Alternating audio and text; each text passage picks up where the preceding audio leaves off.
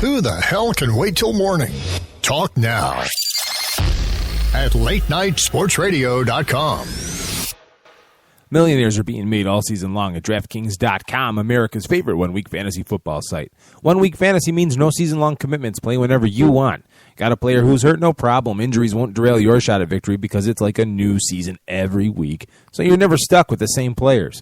Pick your team in minutes, and you could be on your way to winning huge cash. This season, one listener turned $10 into $5,000. Another turned $2 into $10,000. And a new millionaire has been crowned nearly every week this season at DraftKings.com. You could be next. Imagine winning $1 million in one day just playing fantasy football at DraftKings. Head to DraftKings.com now and use promo code Spreaker to play free in the $10 million Fantasy Football World Championships. DraftKings.com. Bigger events, bigger winnings, bigger millionaires. Enter Spreaker now at DraftKings.com. DraftKings.com. That's DraftKings.com.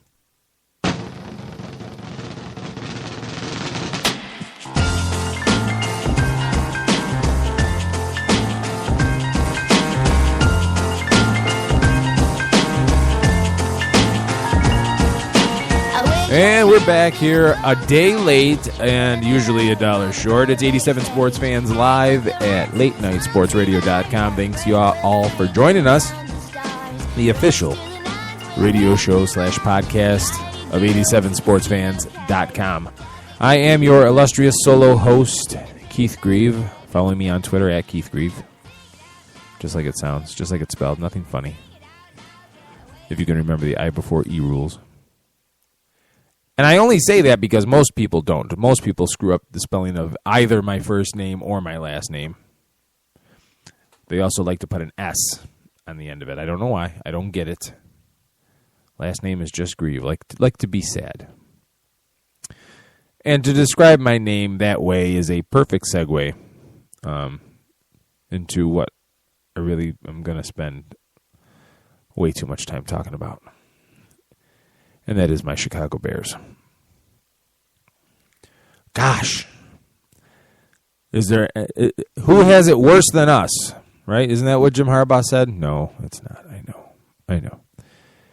What I have called in the past the Chicago Bears National Embarrassment Tour made another stop in the Windy City last night against the New Orleans Saints. And this team is just an abortion. That's how I tweeted it out. There's nothing good. There are no bright spots this season on this team. There's not, if only this went this way, or if only that went this way. There is nothing. No feeling of hope for next year. No feeling that there's anything to build on. Because nothing is going in the general direction, the general vicinity towards that goal of being a semi-capable professional football franchise.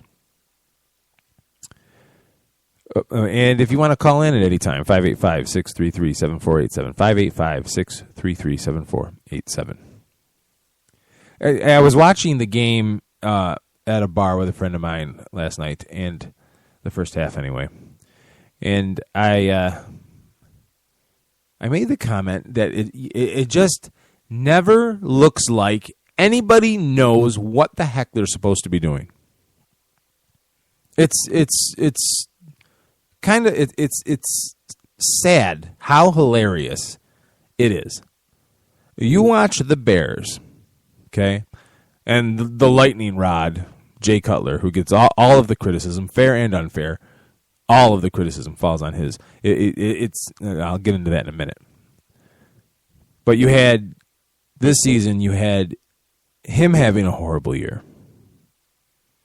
Because, and if you look at his numbers, it's really been an average year, or slightly below average. His QB rating is still in the high 80s. It's not atrocious. It's not Manziel-ish, if you will. But it's not good. Not what you expect a starter to put forth on a team with that kind of offense, that kind of offensive talent. And no, I'm not going to bring up his contract because you don't judge a player by his contract. So stupid. Anyway. But you had Cutler doing Cutler things. Bad J was all over that game. Almost cost me my fantasy game.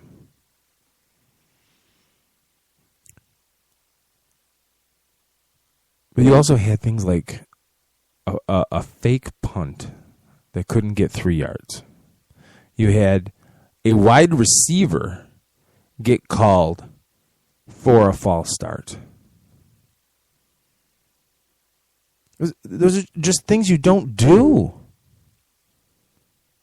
You don't do. And then the Saints had a botched field goal in the first quarter, I believe, that obviously they didn't execute it because those things rarely work. But there's a penalty on the Bears. Also a penalty on the Saints. Offsetting penalty, replay 4th down. And they kicked the field goal, giving away points because of stupidity, lack of discipline. These are the kinds of things that drive people crazy, especially when you have a head coach like Mark Trestman, who looks like the mad professor. It's really frustrating when nobody doubts the man's intelligence, but he can't get it to happen on the field. And you cannot pin all of the Bears' struggles this year on Jay Cutler. You simply cannot. If you're trying to say Jay Cutler is the reason the Bears suck, you're lazy.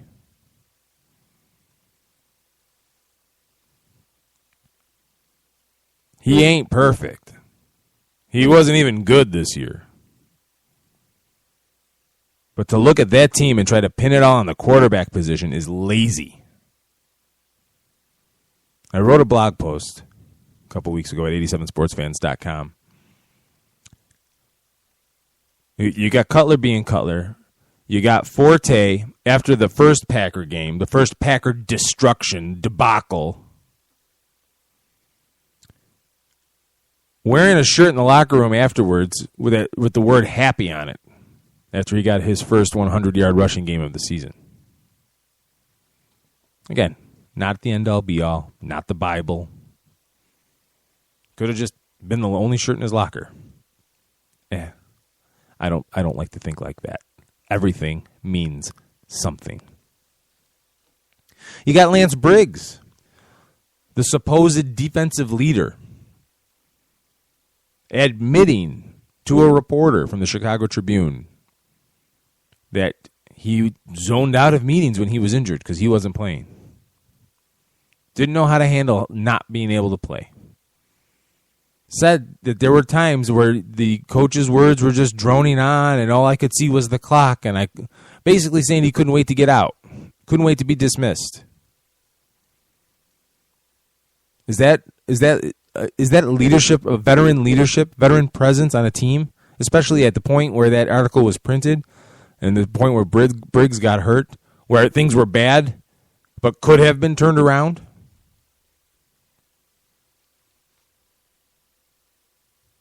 All kinds of dysfunction at every level, from the front office on down. Between Phil Emery and his drafts from a year ago that produced nothing, to this year's drafts where nobody has performed, nobody has lived up. Kyle Fuller, cornerback, showed some flashes early on, has stunk the last 3-4 weeks. Shea McClellan called for tripping last night on a god-awful play where he was just out of position, out of sorts, out of his realm, because you know what? He shouldn't be playing professional football. And he sure as hell shouldn't have been a first-round draft pick.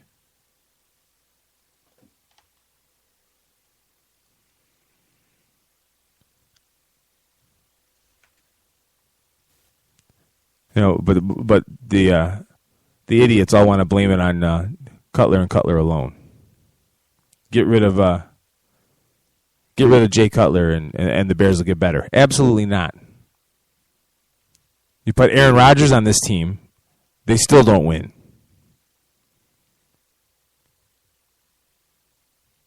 Put Andrew Luck on this team. They still don't win. I'm telling you, this has been an abject failure from the top down. And the house does need to be cleaned. I don't think you're going to be able to make a move at quarterback. And it's not because I think Cutler sucks or Cutler needs to go. Because I think you can win with Jay Cutler. You could have anyway. Not after this season. It's too bad. It's too bad. It would take a Herculean effort, or Herculean level of results, rather, to turn the tide of the fan hatred toward Cutler. But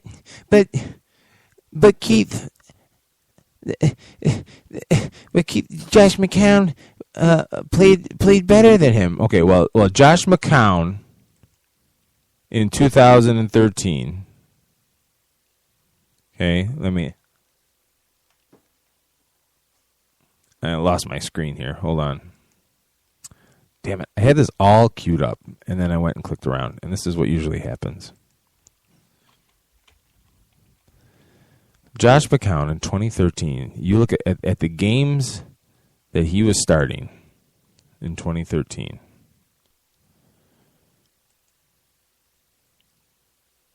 He started against the Packers, a game he won in Green Bay, 27-20. Well, they won. That's another thing. That you people that want to pin this on the quarterback. Do you understand that one player can't win or lose games? Do you understand that?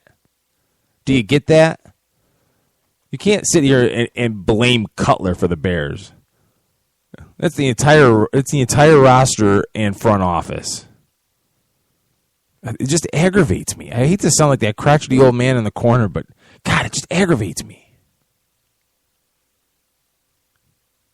The ultimate team sport, where everybody has to know what everybody is doing and everybody has to be executing.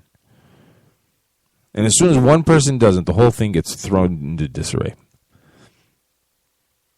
Anyway, Green Bay Packers were the, let's count backwards. 32, 31, 30, 29, 28, 27, 26, 25th ranked, 25th rated defense at Pro Football Focus. That his next start was at home against the Ravens. Baltimore Ravens were 1, 2, 3, 4, 5, 6, 7, 8, 9th ranked defense. His next start was on the road against St. Louis. St. Louis Rams, 32, 31, 30, 29, 28, 27, 26, 25, 24, 22. 21st rated defense. The Minnesota Vikings were his next start. They were just above the Packers.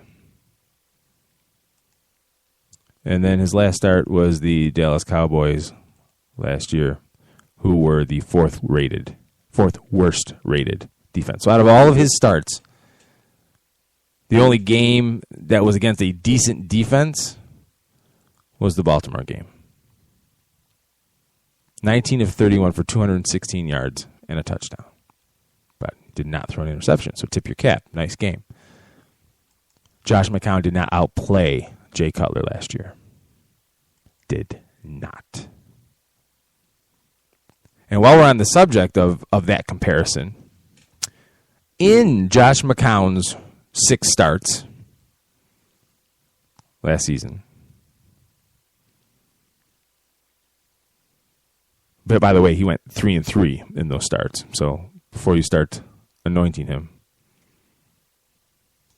there were 5 starts in which he went 3-2. But in those 5 starts, the Bears called 142 rushing plays and 179 pass plays. So their passing plays accounted for 55%, 56% if you're rounding